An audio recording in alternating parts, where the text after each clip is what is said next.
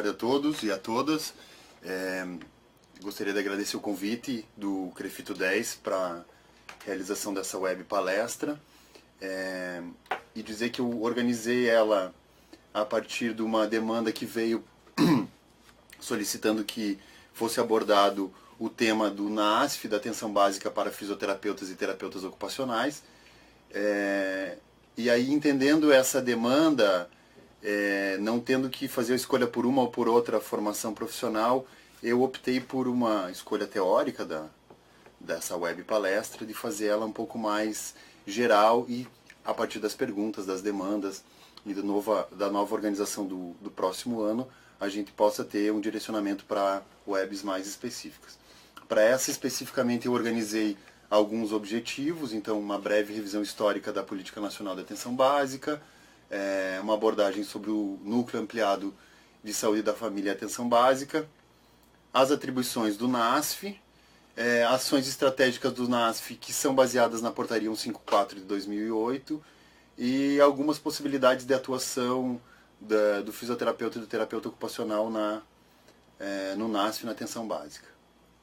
Bom, a Política Nacional de Atenção Básica no Brasil, ela tem lá reúno aqui alguns marcos legais, né, desde a Constituição de 88, o nosso grande marco do direito à saúde no Brasil. Depois, 2006, a primeira portaria da Política Nacional de Atenção Básica, 648.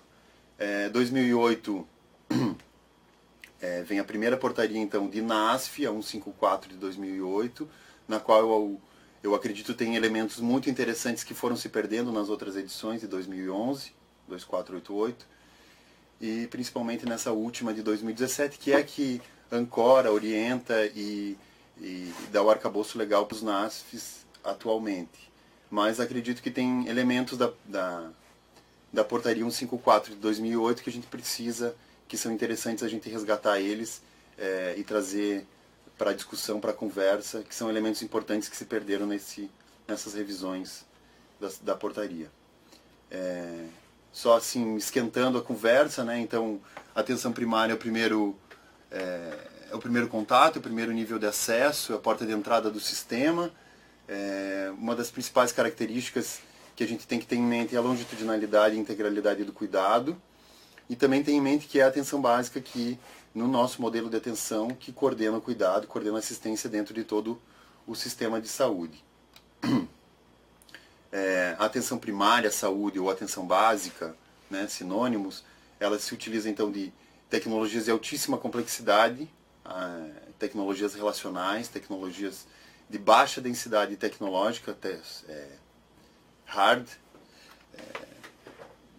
não hard, né, soft, que devem resolver o maior número de problemas, de 80% a 90%, 85% dos problemas de saúde no território. Território esse que a gente precisa considerar ele enquanto um território vivo, um território político, um território humano, dinâmico, lá nas diretrizes, nas orientações teóricas de Milton Santos principalmente. A atenção básica é o primeiro contato, é o contato preferencial, a porta de entrada do sistema de saúde e é orientada por alguns princípios, né? Universalidade, acesso, coordenação do cuidado, vínculo, enfim. Acho importante resgatar uns slides que são do Ministério, são mais antigos, mas que ainda trazem informações importantes para nós hoje na atuação na atenção básica, onde ele reúne algumas características do processo de trabalho na estratégia de saúde da família, na atenção básica no Brasil, né? A descrição da população, da clientela, pela definição do território, atuação baseada em território, mapeamento, compreender as diferenças territoriais da população sob responsabilidade da atenção básica.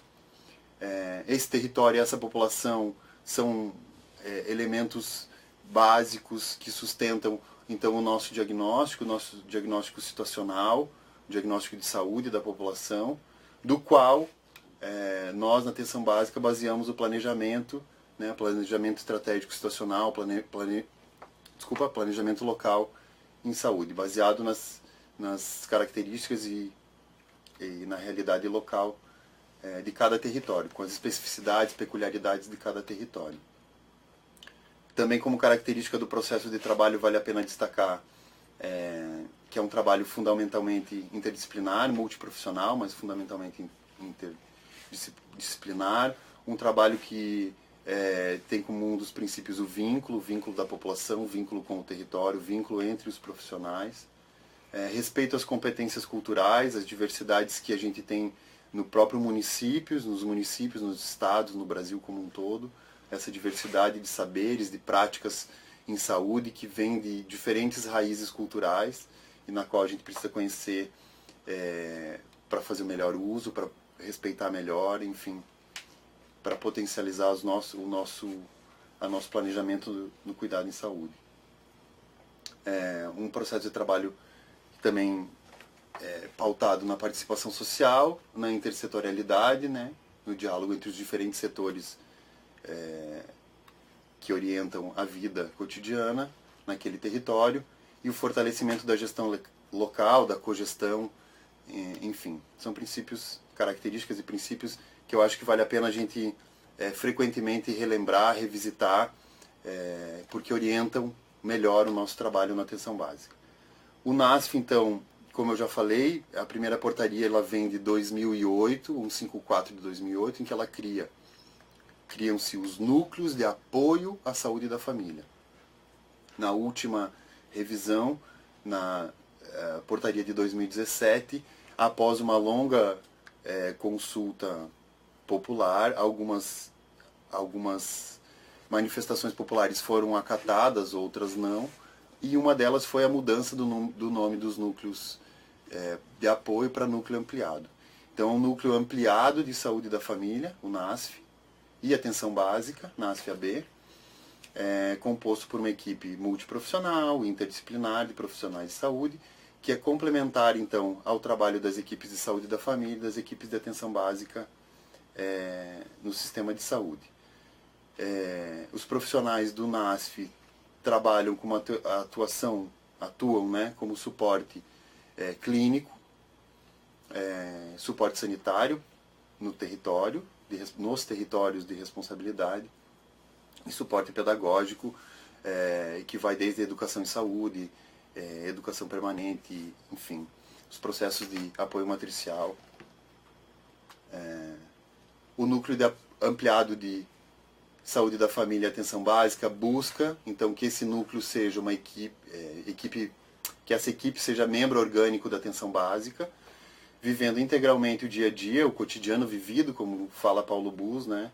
O cotidiano vivido do centro de saúde, da atenção básica, das unidades básicas de saúde, e trabalhando de forma horizontal e interdisciplinar com os demais profissionais, garantindo, então, a longitudinalidade do cuidado, o cuidado de longo prazo, e a prestação direta de serviços diretos à população. No NASF-AB, os diferentes profissionais devem estabelecer e compartilhar saberes, seus diferentes saberes, suas diferentes práticas e gestão do cuidado, procurando, a partir do diálogo, da comunicação, uma visão comum para aprender e para solucionar os mais diversos problemas, de modo a maximizar as habilidades singulares de cada um. Não só de cada profissional, de cada habilidade disciplinar, mas também de cada usuário, de cada sujeito envolvido no processo de cuidado. O NASF-AB, então, enquanto uma equipe de atenção básica, ela tem responsabilidade pelo território, pelo cuidado no território e o cuidado dos usuários, uma corresponsabilidade. É interessante a imagem, essa imagem ela fala bastante, uma imagem do Ministério da Saúde, em que o NASF, claro, situa-se no espaço físico das unidades de saúde, da qual ele assume uma responsabilidade sanitária, mas também o NASF transita em todo o território, dialogando com outros níveis de atenção e com outros setores relacionados à saúde, como o setor educação, como o setor assistência social, enfim. Os NASFs estão nos territórios, não necessariamente em instituições ou espaços físicos, tendo responsabilidade pelo cuidado no território e nos usuários desse território. Com isso, o NASF, então, procura ampliar o escopo, né, a oferta e a diversidade de ofertas de ações na atenção básica, aumentando a capacidade de análise, de intervenção sobre problemas e necessidades de saúde, tanto os problemas de caráter clínico quanto problemas e questões de caráter sanitário. Integram, assim, diferentes núcleos de profissionais que compõem as equipes de saúde da família e as equipes de atenção básica. Nesse processo de trabalho, então, a perspectiva do NASF é aumentar a resolubilidade e a resolutividade da atenção básica, produzindo assim, então, o maior número, o número máximo de soluções possíveis em nível local, no nível primário. Ali onde a gente tem a resolução de cerca de 80%, 85%, 90% dos problemas de saúde na atenção primária. Enquanto atribuições específicas do NASF, segundo a última portaria, então, enquanto profissionais, enquanto equipe de atenção básica deve participar do planejamento, principalmente com as equipes da qual o NASF está vinculado. As atividades do NASF precisam ser planejadas em conjunto, então um planejamento baseado na realidade local, em conjunto com as equipes de saúde da família, em conjunto com as equipes de atenção básica. O NASF deve contribuir para a integralidade do cuidado, principalmente por meio da ampliação da clínica ampliada, e outras questões relacionadas, atribuições, específicas do NASF, como a discussão de casos específicos, os atendimentos individuais ou compartilhados. Eu destaco aqui que a prioridade, principalmente da minha realidade, que é da fisioterapia, né? A nossa prioridade nem sempre, quase nunca, são os atendimentos individuais, não que a gente não faça atendimento individual na atenção básica, mas a prioridade sempre são os atendimentos coletivos, compartilhados, enfim. Mas dentro das atribuições, nós temos a atribuição do atendimento individual. Além disso, a interconsulta, a realização de construção de projetos terapêuticos singulares, projetos de saúde no território, os processos de educação permanente, desde os processos relacionais do apoio matricial até a educação permanente, pela teleeducação, enfim. As intervenções no território, não só em grupos específicos, mas também intervenções que envolvam a coletividade do território do qual as equipes são responsáveis. As ações intersetoriais, mais adiante eu comento algumas com vocês. Ações de prevenção de agravo, discussão de processo de trabalho, enfim. E das questões de saúde que envolvem o território. O processo de trabalho, para que essas atribuições possam se materializar, dispõe de algumas ferramentas, algumas estratégias, alguns instrumentos, como o apoio matricial, a clínica ampliada, o projeto terapêutico singular, o projeto de saúde no território, o genograma, o ecomapa e outros dispositivos e estratégias que nos são possíveis de lançar mão na atenção básica para a efetivação do trabalho do NASF. Enquanto possibilidades de atuação, possibilidades de trabalho efetivo do fisioterapeuta e do terapeuta ocupacional na atenção básica, eu reuni alguns a partir de um levantamento da literatura, a partir de algumas observações em loco, de conversa com alguns colegas fisioterapeutas que atuam direto ou indiretamente na atenção básica. Reuni alguns e destaco, dentre esses que eu reuni, destaco 3 especificamente. Então, como eu já disse, uma possibilidade é o atendimento individual, as consultas, os atendimentos individuais de avaliação, orientação ou acompanhamento. Não são a nossa prioridade na atenção básica, mas eles acontecem, eles podem muitas vezes serem atendimentos compartilhados com outros núcleos profissionais ou com outros profissionais da equipe, ou somente um atendimento individual específico. Mas, insisto, não são a nossa prioridade. A gente dispõe também da possibilidade de atendimentos domiciliares, acompanhamentos domiciliares. Tenho entendido e tenho observado que a composição, o número de profissionais que compõem as equipes NASF nos municípios, pelo menos que eu tenho conhecimento, é um número muito pequeno, um número limitado de profissionais, o que não garante ou que não possibilita um efetivo trabalho na atenção domiciliar ou no cuidado das pessoas com limitação ao domicílio.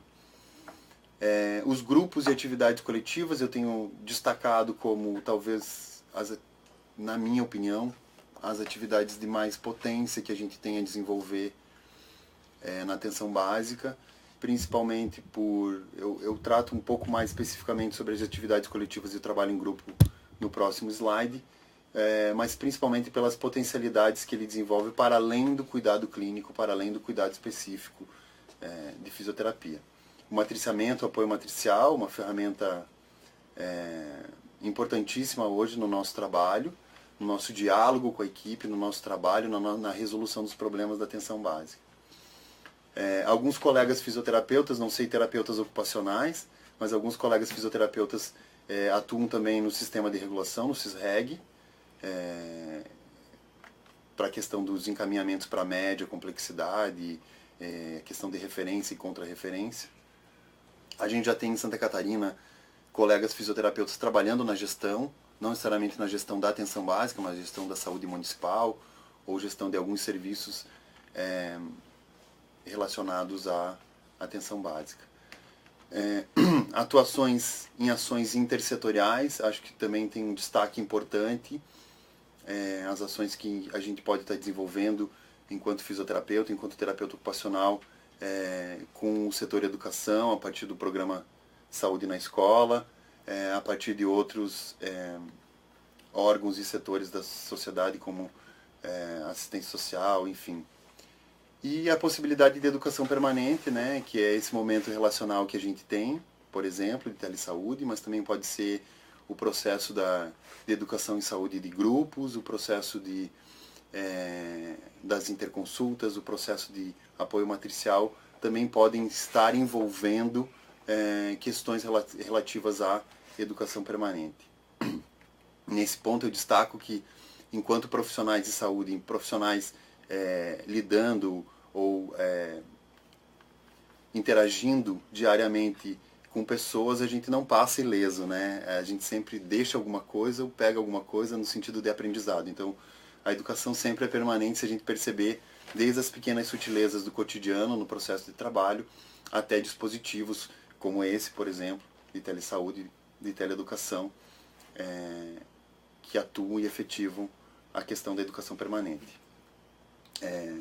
No trabalho em grupo é algo que eu tenho gostado bastante de desenvolver na atenção básica. Eu não sei se eu comentei no começo, eu sou fisioterapeuta, mestre e doutor em saúde coletiva e professor da Universidade do Estado de Santa Catarina. Trabalho com supervisão de estágio na atenção básica da UDESC, do curso de fisioterapia da UDESC.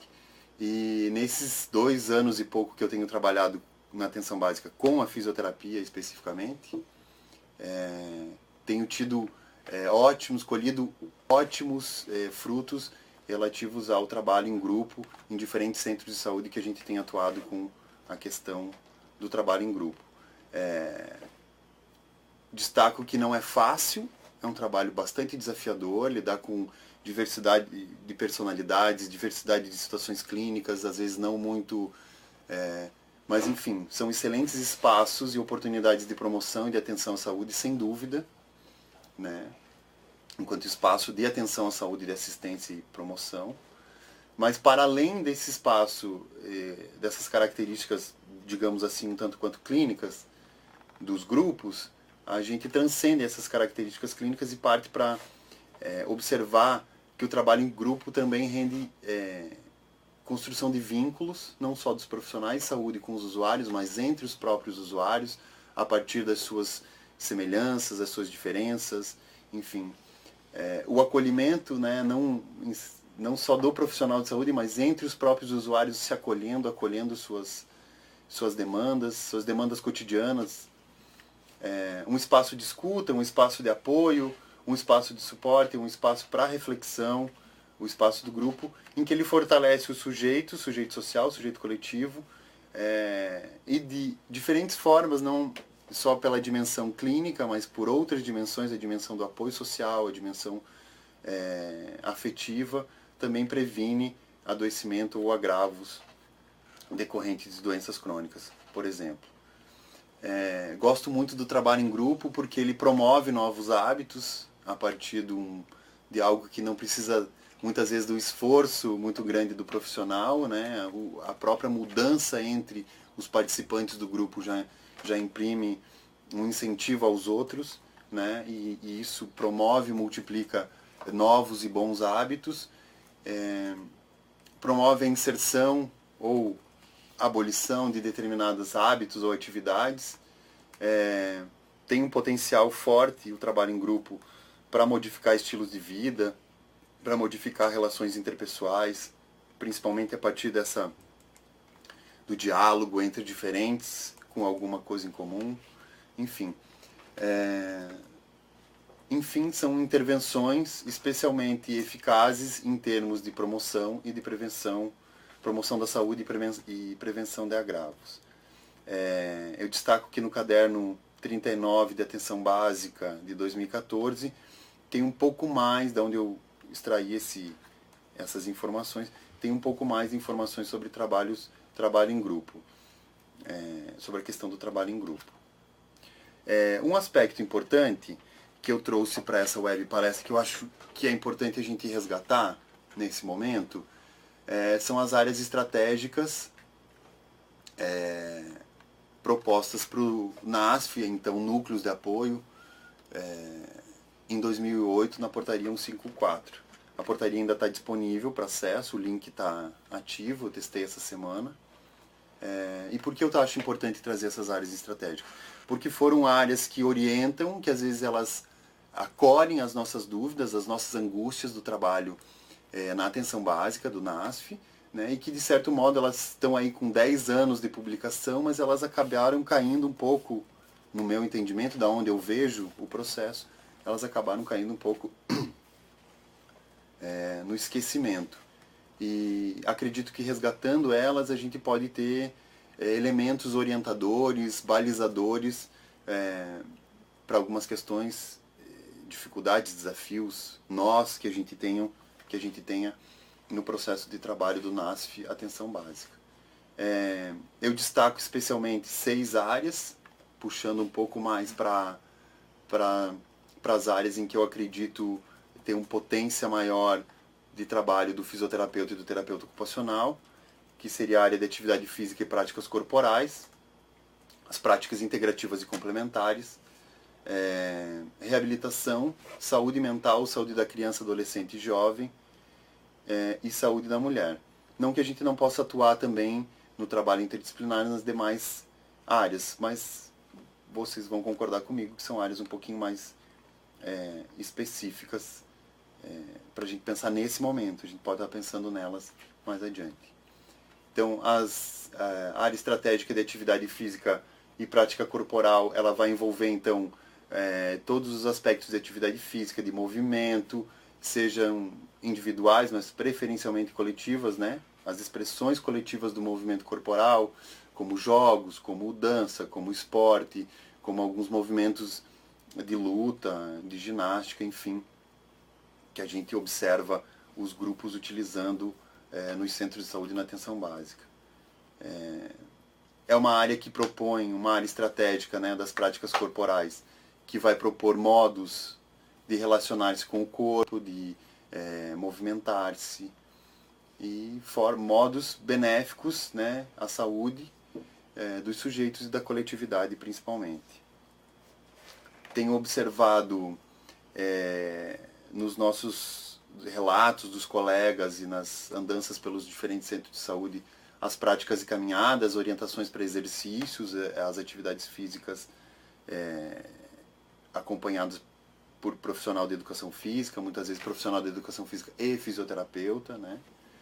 Mas também as práticas lúdicas, eu tenho utilizado bastante com os estagiários a questão das práticas lúdicas, dos jogos, da dança, como recursos para potencializar o movimento, né, e tornar o momento do grupo mais divertido, mais leve, mais atrativo, né, para cativar o grupo também a voltar. A gente também pode estar usando práticas mais específicas, práticas esportivas. Nada impede, dependendo se o nosso grupo tem uma aceitação boa, né, uma receptividade para essas propostas. Práticas terapêuticas mais baseadas em outras racionalidades, né, como Tai Chi Chuan, como Lian Kung, enfim, a yoga. Aqui em Florianópolis a gente tem algumas experiências de colegas fisioterapeutas que atuam com yoga nos grupos de NASF. E Shantala também tem uma experiência bastante grande, que é a massagem para bebês. Num dos centros de saúde que a gente atua, a gente também já trabalhou com grupos de Shantala para bebês e mães, e foi bastante gratificante. Acho que são boas estratégias que a gente pode estar utilizando. Ações de reabilitação, né, todo o enfoque que a gente pode estar dando para as incapacidades e para a deficiência, não só do ponto de vista físico-funcional, mas também do ponto de vista de reinserção social, de combate à discriminação, às limitações, aos preconceitos, enfim, e até mesmo ampliando o acesso das pessoas com deficiência ao sistema e aos serviços de saúde. Enfim, as ações de reabilitação, independente de ser atenção básica ou não, elas sempre vão ser multiprofissionais, buscar um caráter transdisciplinar, e quando elas acontecem em nível de NASF, NASF Atenção Básica, elas estão acontecendo, essas ações, sejam grupos, sejam outros recursos que se utilizem, elas estão acontecendo numa proximidade, numa distância geográfica muito menor do domicílio da moradia desse usuário, né? Então, envolve uma proximidade, envolve uma questão territorial de proximidade que favorece a adesão e favorece o acesso do usuário. Além de valorizar a comunidade, de integrar e de promover outros aspectos, muitas vezes, do próprio território. As ações de reabilitação também vão envolver encaminhamentos, mas encaminhamentos quando se fizer necessário. A gente espera que consiga resolver com a baixa tecnologia dura e a alta tecnologia leve, resolver esses problemas no próprio nível da atenção básica, sem necessidade, mas havendo necessidade a gente pode usar desse dispositivo que é o encaminhamento. A gente tem também a área estratégica de saúde da criança, adolescente, juventude, jovem. É uma área que eu tenho trabalhado bastante. A rede de alguns municípios não abarca a questão da saúde da criança, principalmente por um dimensionamento de recursos humanos não dá conta das principais demandas de ortopedia, neurologia. As demandas de saúde da criança não podem ser contempladas. Na experiência que eu tenho, eu tenho experiência com supervisão do estágio em saúde da criança na atenção básica, na qual a gente consegue realizar algumas ações, principalmente articuladas com o programa Saúde na Escola, ou seja, ações intersetoriais articuladas com o setor educação, a partir de um programa que já vem sendo desenvolvido pelos centros de saúde, né, e que devem priorizar as abordagens coletivas, identificando grupos estratégicos para que a atenção em saúde da criança se desenvolva nas unidades de saúde e em espaços da comunidade, preferencialmente em espaços escolares ou em equipamentos sociais. Além disso, essas ações procuram ampliar o vínculo com as famílias, trazendo as famílias como corresponsáveis, como parceiros, como participantes também no processo, não só de tratamento, mas em todo o processo de atenção à saúde da criança. Quando necessário também, o NASF, os profissionais do NASF devem realizar visitas domiciliares com as equipes de atenção básica ou equipes de saúde da família, a partir da identificação de especificidades, enfim, características muito específicas. A gente também tem a possibilidade, como sugestão da portaria 154 de ação estratégica à saúde da mulher, a gente observa vários grupos envolvendo a saúde da mulher acontecendo na atenção básica, grupos que vão desde atividade física, grupos que envolvem mulheres no período do climatério, mulheres com disfunção de assoalho pélvico, são grupos que vêm acontecendo. A experiência que a gente tem do estágio, a experiência que a gente tem em um dos centros de saúde que a gente atua, experiência de grupo para mulheres com disfunção de assoalho pélvico, e que nem toda a oferta desse grupo, são grupos bem pontuais, nem todas as ofertas elas têm uma adesão como a gente gostaria. Então são grupos que vão depender também das características das pessoas, dos usuários de cada território vinculados a cada centro de saúde. Mais uma vez, então, assim como nas outras ações, a gente deve priorizar as abordagens coletivas, identificando esses grupos estratégicos, seja de disfunção de assoalho pélvico, enfim, as especificidades, tentar reunir a partir de especificidades em grupos estratégicos, para que, da mesma forma, essas atividades, essas ações se desenvolvam em unidades, nos centros de saúde, nas unidades de saúde, ou nos equipamentos sociais, ou o mais próximo possível da comunidade. A gente também tem as ações de saúde mental, mais voltada para a atuação do terapeuta ocupacional. O fisioterapeuta tem algumas ações, algumas experiências que a gente observa na literatura também, mas mais forte é o papel do terapeuta ocupacional, principalmente relacionado a sofrimento psíquico, a usuários dependentes de álcool e outras substâncias, e usuários que fazem a relação CAPS, unidade de saúde, também se beneficiam com essas ações de saúde mental no NASF Atenção Básica. Já indo um pouquinho para o final da nossa conversa, eu procurei trazer algo mais amplo para contemplar as duas categorias profissionais do CREFITO, né? Tanto a fisioterapia quanto a fisioterapia ocupacional.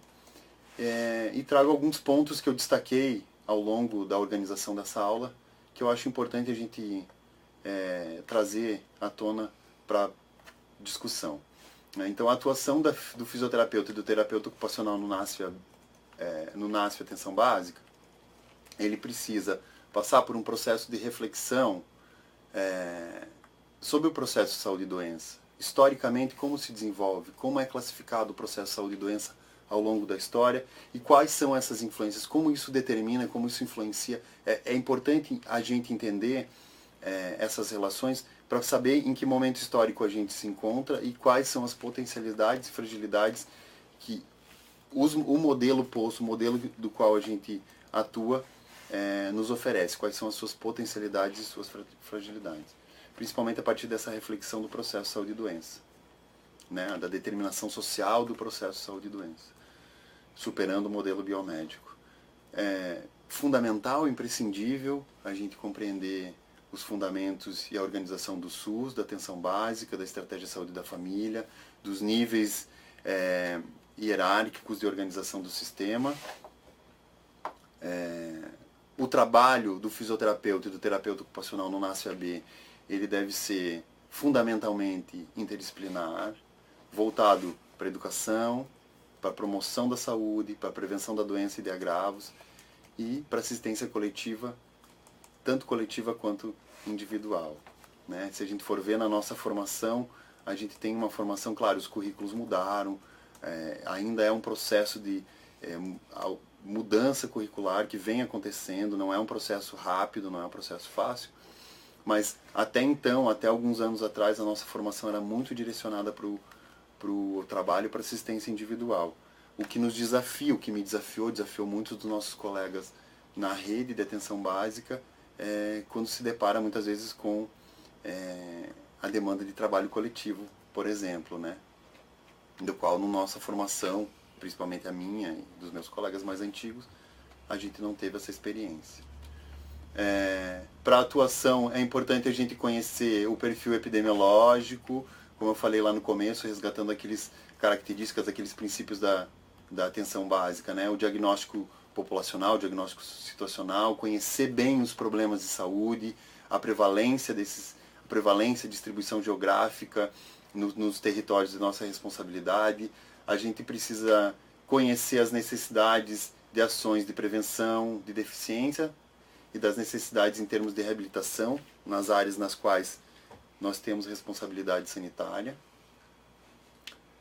As ações do fisioterapeuta e do terapeuta ocupacional devem ser pautadas em promoção da saúde e prevenção de agravos, mas sempre pensando no trabalho interdisciplinar, multiprofissional e interdisciplinar em conjunto com as equipes de atenção básica e de saúde da família. Ter a integralidade do cuidado como um eixo ou como um marco orientador, balizador do nosso trabalho, das nossas ações, do nosso planejamento, da gestão do nosso processo de trabalho, né? A integralidade do cuidado como eixo orientador do trabalho na atenção básica e no NASF-AB. Pensar que a gente deve ao máximo otimizar o nosso trabalho para reduzir os encaminhamentos ao nível secundário, as especialidades, os ambulatórios, e lembrar sempre que a gente está atuando mais próximo do local de moradia das pessoas, no lugar mais próximo, de mais fácil acesso, tanto geográfico, né, das pessoas ao cuidado. A atuação deve acolher, apoiar não só os usuários, mas também as suas famílias, enfim. Aqui eu destaco e que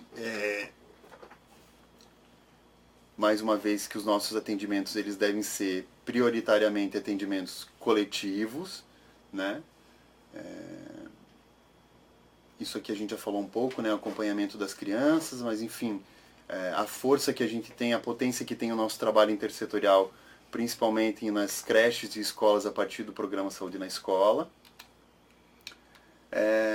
Enfim, e por fim, algumas pessoas ao longo da semana, alguns colegas fisioterapeutas que eu encontrei, comentei, pedi sugestões para trazer, né? Às vezes a dúvida de um é a dúvida de vários, e uma colega especificamente falou, eu queria entender como funciona o fluxo, como que o usuário entra no sistema a partir, e como que ele chega na atenção básica ou na média complexidade para o serviço de fisioterapia.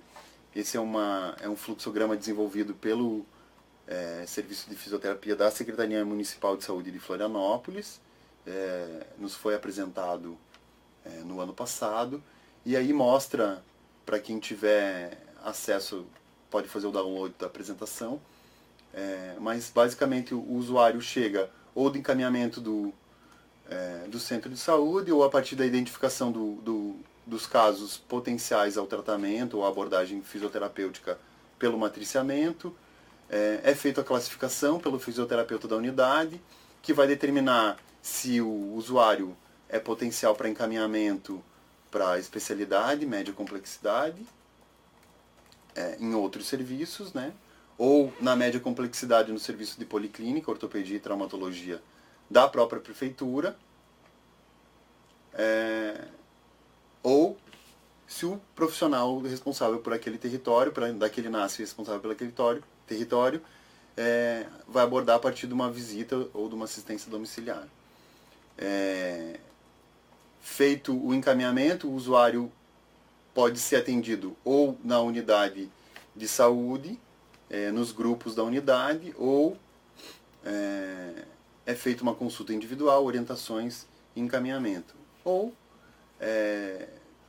entendendo que a complexidade da abordagem para esse usuário é maior, ele é encaminhado então a partir do SISREG, do Sistema de Regulação, para média complexidade. Por fim, eu gostaria só de deixar algumas reflexões para a gente encerrar essa conversa por agora, de alguns desafios que eu entendo que são para a fisioterapia, terapia ocupacional, mas também para outras formações profissionais que vêm historicamente de uma formação mais técnica, mais tecnicista.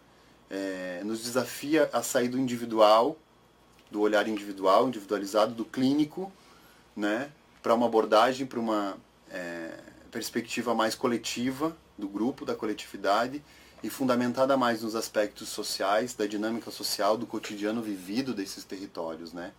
Então isso é um grande desafio que a gente ainda tem e eu acredito um desafio em construção. Para mim, pelo menos, né? Às vezes a gente se depara com questões e já pensa no individual, no clínico, no tratamento, né? E muitas vezes eu já vi alguns colegas fisioterapeutas no centro de saúde se desesperando porque não tinham equipamentos ou porque não tinham recursos de maior densidade tecnológica, quando na verdade é o que eu tenho falado há alguns anos já, é uma necessidade que a gente tem de abrir mão um pouco dessa tecnologia dura, dessa tecnologia hard e buscar outros recursos a partir de tecnologias mais complexas, que são tecnologias relacionais, sociais, e que abarcam então essas questões da coletividade, do cotidiano e dos aspectos sociais desses territórios nos quais a gente atua. Um outro desafio bem grande é o trabalho em equipe. Trabalhar em equipe não é fácil, não vem com receita pronta, né? Não é um protocolo não há um protocolo de como trabalhar em equipe. É um processo modulado dia a dia, a partir de um valor que para mim tem se mostrado extremamente importante, que é o valor do diálogo, né? Da troca de opiniões, enfim, dessa questão dialógica que acontece no processo de trabalho, principalmente o trabalho multiprofissional. Outro desafio que eu vejo, principalmente a partir de algumas situações específicas, é a questão da gestão do processo de trabalho. O processo de trabalho muitas vezes é gerido pelo próprio profissional do NASF, né, em planejamento, em acordo, em parceria com as equipes de atenção básica e saúde da família, mas quem faz a gestão do seu processo de trabalho é o próprio profissional. Questão de horário, de agenda, né? E a própria gestão do cuidado, como eu já falei, às vezes a nossa gestão do cuidado, a nossa plano terapêutico, a nossa prescrição, ela está fundamentada no que a gente aprendeu em recursos muito tecnológicos. E às vezes a gestão do cuidado precisa ser feita a partir de tecnologias muito mais leves, relacionais e com aquilo que a gente pode contar no cotidiano de trabalho dos centros de saúde e das unidades de saúde. Eu acho que era isso que eu gostaria de dizer para vocês. Agradeço a atenção, me coloco à disposição para responder algumas perguntas, assim como também me coloco à disposição para outros futuros temas que a gente possa desdobrar dessa web palestra e aprofundar em outros temas mais específicos. Valeu, obrigado a todos e a todas. Podemos começar aqui a nossa Por favor, vai lá. Concórdia. Esse atendimento domiciliar, ele é contínuo, a longo prazo? Como funciona a seleção desses pacientes para receberem esse atendimento? Pois lá em Concórdia, eles começaram a fazer atendimento domiciliar, porém, devido à demanda e por ser uma única fisioterapeuta, os atendimentos foram interrompidos e seguiu que o pensamento é que saúde é para todos. E como não seria possível ofertar o atendimento a todos, esse individual, né, decidiu por cancelar esse tipo de atendimento. O que você poderia contribuir com essa profissional de Concórdia? Boa tarde. A questão do atendimento domiciliar, eu tenho discutido isso bastante, tanto com os profissionais quanto com os estagiários, e que ela passa por uma questão que é uma questão de gestão, né? A gente não tem profissionais suficientes que possam fazer uma atenção tanto em nível NASF, nível de média complexidade e nível domiciliar. Então, a falta de profissionais, de recursos humanos para desenvolver essa tarefa, esse recurso de assistência, dificulta bastante a organização e o acesso do direito à saúde, inclusive de quem não pode chegar ao centro de saúde. O que a gente tem feito na nossa prática é priorizado junto com a equipe de saúde da família, o médico, a médica e enfermeira, priorizado. Muitas vezes o agente de saúde também é peça fundamental para definir essa prioridade. E a gente tem trabalhado com questões mais pontuais. A gente faz uma boa avaliação, uma boa conversa, dá um tempo, uma semana, 2 semanas, volta com orientações, volta com algum outro recurso, alguma outra proposta, mas devido à escassez de recursos humanos não é possível fazer um atendimento. O que deveria ser regra, né? E mais do que isso, a gente deveria ter o programa Melhor em Casa já fortemente, atuando fortemente, né? O Melhor em Casa para as equipes de atenção domiciliar fazerem um trabalho específico e as equipes de AD1, né, atenção domiciliar 1, ficar para atenção básica. Mas nem o Melhor em Casa e nem o número de profissionais na ASF nos permite dar conta e abranger todas as pessoas no domicílio, limitadas ao leito, que precisam, infelizmente, que precisam do nosso serviço, da nossa atuação. Não sei se... Qualquer coisa o pessoal pode ir comentando ali embaixo, daí eu retomo lá no final, né? Angra dos Reis, quais assuntos e temas você geralmente aborda no trabalho em grupo?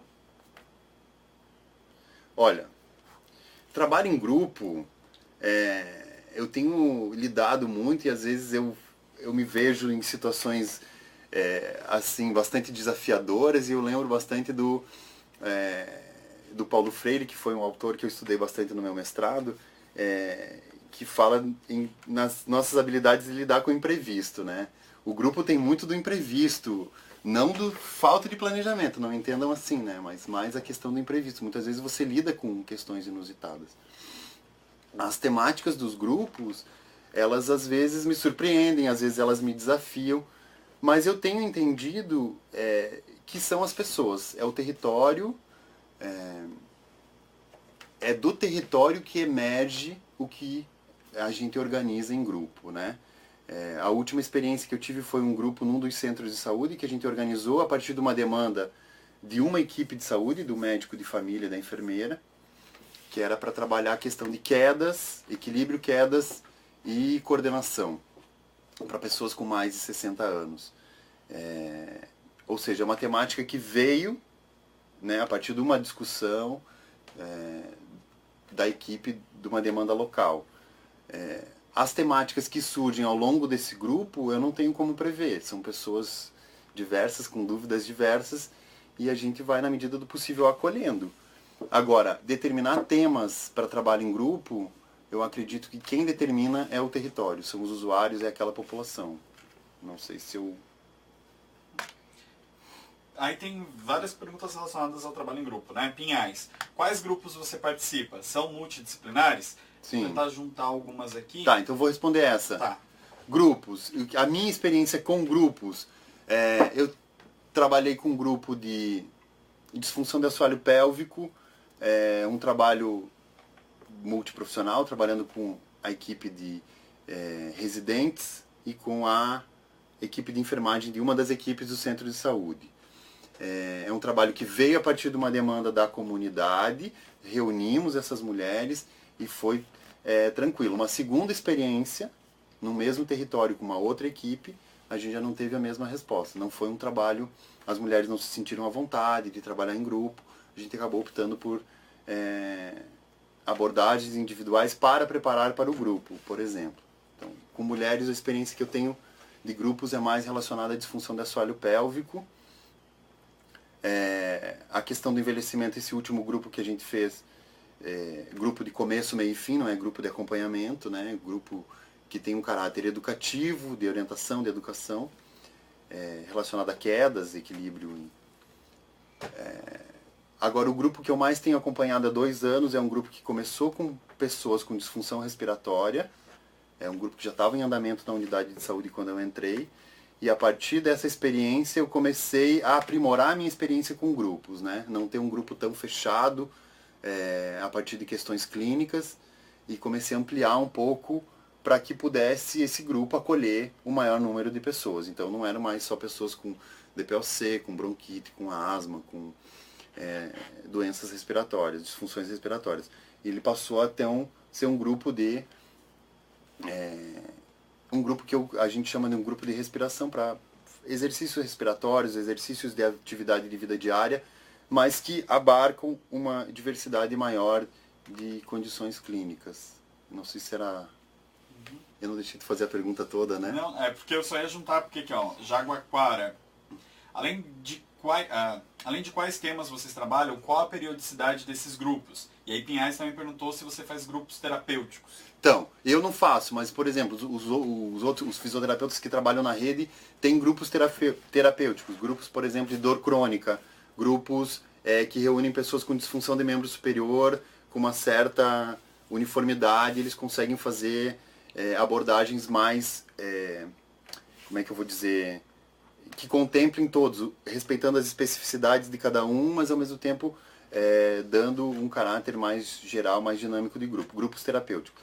Os grupos, eles geralmente aqui em Florianópolis, os que eu conheço, eles acontecem uma vez por semana, a frequência semanal. Os que eu coordeno, eles acontecem uma vez por semana, nas terças, ou na segunda, ou na terça, ou na sexta. Né? E esses grupos que eu trabalho com o pessoal do estágio, por exemplo, os estagiários, são grupos, como tem o calendário letivo, são grupos que eu trabalho com começo, meio e fim. Que eu costumo dizer para os alunos, a gente precisa ter começo, meio e fim, para não deixar nada inacabado quando terminar o semestre. Então, a gente já tem um planejamento a partir da demanda local, para 1, 2, 3, 6 encontros, 5 encontros, né? Mas todos eles semanais. Todos eles acontecem uma vez por semana. Aí Camboriú pergunta qual é o tempo de duração dos grupos. E eu não tenho, assim, tido essa coisa do tempo, né? Às vezes eu brinco, o número de repetições, 10, 3 de 10, da onde vem, né? 1 hora, 50 minutos. Claro, é importante a gente definir, principalmente pela nossa agenda, né? A minha agenda funciona a partir das 9h30, então eu tenho até das 8 às 9h30, 10 horas para conseguir tocar o grupo. Mas eu acredito que não tem um tempo pré-determinado. Eu acho que 50 minutos, 1 hora é um tempo mínimo, bom. Mas um pouquinho mais que isso, às vezes a gente passar. Às vezes surge um assunto do qual é importante, para além do exercício, para além do movimento, né? É um movimento mais relacional do que físico, né? Em que a gente vai conversar, esclarecer dúvidas, ou acolher a demanda de um determinado participante. Então o tempo eu não acho... Mas geralmente 1 hora, 1h30 bom para grupo. Pergunta de Florianópolis. Você comentou que o atendimento individual não é prioridade para o NASF. Aí a minha dúvida é de quem é a responsabilidade de fazer o primeiro contato com o paciente quando ele já tem um encaminhamento médico para o tratamento fisioterapêutico. Assim, como é que eu vou dizer? Não necessariamente que claro, a nossa prioridade no NASF, eu não entendo, nunca entendi como... a gente transpor uma clínica de média complexidade para o centro de saúde. Eu acho que não é esse o caminho, e eu acho que esse já foi alguns equívocos que a gente viu, algumas frustrações que a gente vê muitas vezes, né? Então, quando eu digo não priorizar, não é encher a minha agenda de 10 consultas de meia hora, todas individuais, né? Enquanto eu posso estar reunindo em 1h30, 1 hora e meia, um número de 10, 12, 15, 20 usuários para uma abordagem em grupo em que, mais do que o meu trabalho, a potência do relacional daquele grupo já atua muito mais do que as nossas expectativas. Quando eu falo não priorizar o tratamento individual, claro, a gente vai precisar.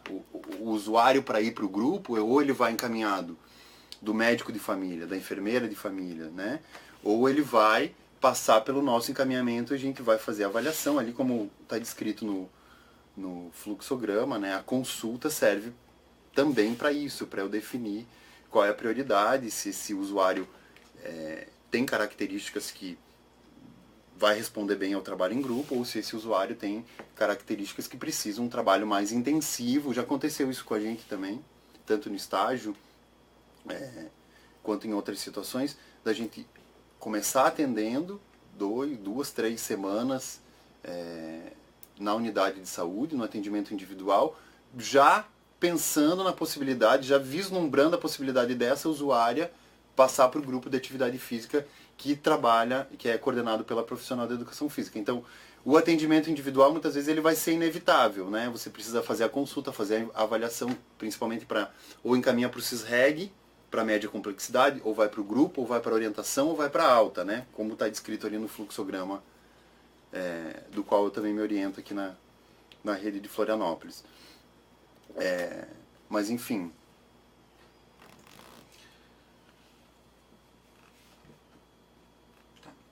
Jaguaquara pergunta se vocês utilizam alguma prática integrativa e complementar. Eu não utilizo. Eu, particularmente, não utilizo. Não tenho formação nem para aurículo, nem para yoga, nem para... Enfim. Mas os colegas na rede, aqui em Florianópolis, têm usado bastante. Alguns se utilizam de auriculoterapia, outros têm trabalhado com a questão das danças circulares, outros com práticas de yoga para os grupos de NASF. Enfim, tem se usado bastante. E tem um trabalho de doutorado agora que eu sou banca no começo dezembro, que é uma proposta também de trabalhar com terapia manual e osteopatia na atenção básica. Ainda não li o trabalho, mas é essa a proposta do colega fisioterapeuta. Então, os profissionais trabalham, sim, com práticas integrativas, alguns até mais, algumas até que a gente nem tem conhecimento assim tão frequente, né? Não. Ainda sobre os grupos, Pinhais pergunta: como você seleciona seus grupos? E os usuários? É grupo aberto? É grupo de pacientes encaminhados para a fisioterapia? Quem faz essa seleção para os seus grupos e que tipos de grupo você conduz? Meio que junta tudo, mas... Não, a seleção é aquilo. Ou vem, por exemplo, numa das unidades que eu atuo, as duas médicas e o residente, enfim, os três médicos de família, os residentes, os alunos do internato, eles já conhecem o grupo. Né? Algumas abordagens dos grupos que a gente tem, vai estudante de física, estudante de psicologia, residente da medicina. Então eles acabam conhecendo, já faz algum tempo que eu atuo com esses grupos, né? Então os profissionais acabam já conhecendo o trabalho, então eles já têm um encaminhamento quase que direto, alguns, né? Vão direto. Outros vêm com encaminhamento para outras especialidades que não ortopedia, traumato e neuro, né? E como eu disse antes, eu acabei abrindo um pouco os critérios para poder acolher um número maior, um número mais diverso de usuários nesses grupos. Então, eu não tenho critérios tão rígidos, né? O que me permite lidar com o imprevisto, mas também me permite acolher um número maior de usuários. Enfim, sendo mais objetivo na resposta, os usuários de grupo, eles vêm encaminhados dos profissionais, geralmente os médicos de família e enfermeiros de família e residentes. Tem usuários que vêm por sugestão, por exemplo, já tem usuário que veio por sugestão da agente comunitário, por sugestão do dentista, do odontólogo da unidade, enfim, encaminhamentos diversos. Alguns a gente passa por uma ou duas consultas individuais para que ele para conhecer um pouco melhor e para que ele não entre no grupo tão... Alguns outros usuários do grupo, por exemplo, simplesmente chegaram porque é vizinha da dona fulana e resolveu trazer a vizinha junto e queria saber se ela pode. Pode? Pode. Entra no grupo e entendeu? Não tem necessariamente uma doença, uma disfunção, algo, mas pode entrar no grupo, é alguém que vai trazer algo e vai levar algo, então é sempre muito bem-vinda. Florianópolis, qual a sua sugestão para que não haja encaminhamentos retidos nas UBSs, considerando que as triagens pelo NASF deveriam ser feitas antes de inserir os encaminhamentos no CISREG? Repete para mim, por favor. Qual a sua sugestão para que não haja encaminhamentos retidos nas unidades básicas de saúde, considerando que as triagens pelo NASF deveriam ser feitas antes de inserir os encaminhamentos no CISREG?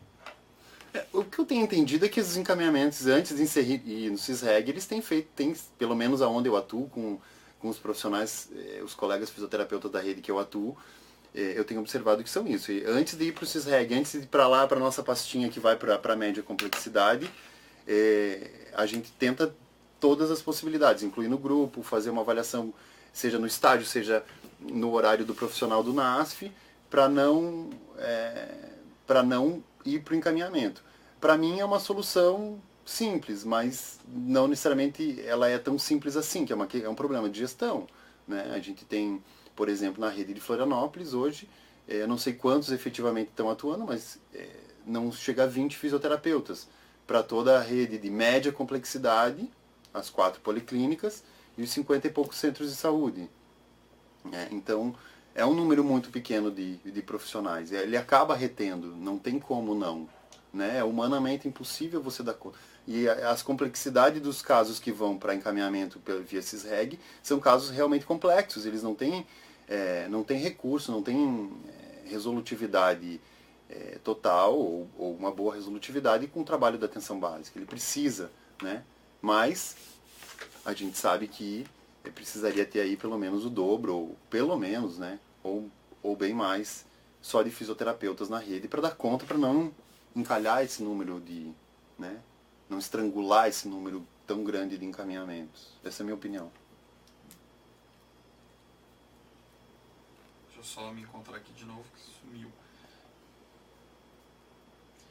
Simone, minha dúvida no apoio matricial sempre será feito relacionado a pacientes que o fisioterapeuta já avaliou ou serão abordados casos ainda não avaliados também? Os dois. Tenho visto que os dois são potenciais para apoio matricial. Pode vir tanto da equipe, né, que traz o caso numa reunião de equipe, numa reunião de matriciamento. A equipe traz o caso, um membro da equipe, né, como eu já disse, às vezes é o odontólogo que traz uma demanda, às vezes é o agente de saúde, não necessariamente o médico, que traz a demanda antes mesmo da avaliação do físio.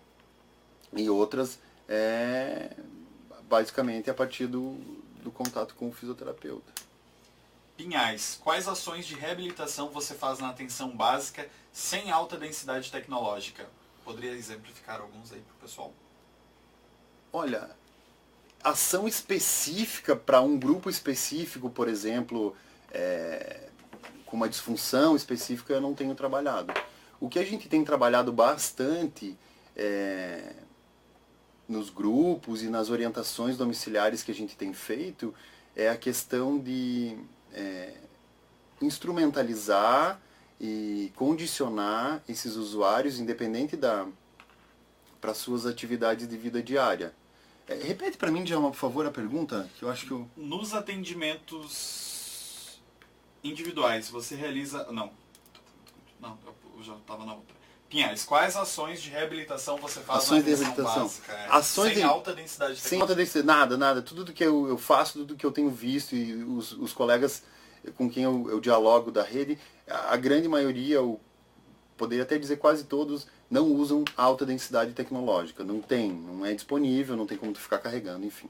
Então não se usa, eu não uso equipamento de alta densidade tecnológica. Raras exceções, às vezes os estagiários que eu supervisiono, às vezes têm um equipamento, um oxímetro, mas também não mais que isso. Ações de reabilitação, especificamente ações protocoladas de reabilitação, não tenho desenvolvido quase nenhuma. Mas como eu estava dizendo, as atividades, tanto de orientações domiciliares, quanto as atividades que a gente desenvolve em grupo, eu tenho trabalhado e tenho insistido bastante na questão de condicionar, instrumentalizar para as atividades de vida diária, né? Então, que o exercício respiratório ele não seja só ele seja um exercício respiratório no movimento do qual esse usuário utiliza para guardar mantimento, para vestir uma roupa, né? Ou que determinado, enfim, tenha algum aspecto que fortaleça alguma questão que fortaleça um aspecto funcional. Acho que aí eu vou na direção das ações de reabilitação. Angra dos Reis. Nos atendimentos individuais você realiza apenas consultas e avaliações ou realiza tratamento continuado? Caso faça o tratamento, como realizar sem apoio de materiais para reabilitação? Vamos lá, por partes. Nos atendimentos individuais você realiza apenas consultas e avaliações? Depende. Ou realiza tratamento? Uma coisa que eu tenho... e que isso não tem uma regra, não tem um manual, não tem um protocolo, né? Não tem um termômetro. É mais feeling, é mais momento, é mais o que tem de demanda naquele contexto. Mas os atendimentos individuais, a grande maioria, eu tenho trabalhado no sentido de uma consulta de avaliação, orientações iniciais, e obrigatoriamente uma consulta de retorno e orientações, muitas vezes impressas, muitas vezes escrita, desenhada, realizada com o próprio usuário no serviço de saúde. Às vezes, entre a primeira e a segunda, né, surgem elementos novos, o usuário vem com uma resposta mais positiva, a gente faz um segundo retorno, uma terceira consulta, né, em que aprimora um pouco mais os exercícios orientados, dificulta um pouco mais a execução deles, enfim, traça mais algumas orientações. Já aconteceu o caso da gente acompanhar por períodos maiores, 5, 6, 8 semanas, mas não é usual pela demanda ser muito grande, né? O usual não é fazer o acompanhamento continuado. E nem é isso que a gente se propõe, né? Na atenção básica. Aí como seria na prática o suporte clínico? Qual a relação que deve existir entre... é outra pergunta, né? Mas para outro lado daí. Qual a relação que deve existir entre fisioterapeutas do NASF e do ambulatório? Eu tenho entendido que o NASF e a média complexidade, eu entendo isso que se refere a ambulatório, né? Acima de tudo é o diálogo. Porque o usuário que vai para o ambulatório ou para a média complexidade, uma hora ele volta para sua equipe de referência na atenção básica, né? E muitas vezes o usuário que está ele pode demandar de um cuidado mais específico, de maior especificidade tecnológica, enfim, e precisar do encaminhamento para a média complexidade. Eu acho que é assim que se dá o diálogo entre... Era essa a questão, Djalma? Como seria, qual a relação que deve existir entre fisioterapeutas do NASF e do ambulatório?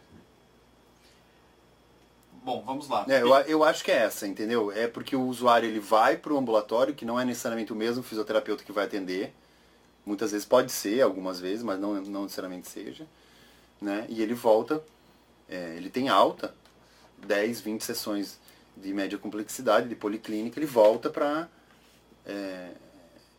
atenção básica. Então esse diálogo é que precisa ser construído, seja um diálogo por escrito, seja um diálogo...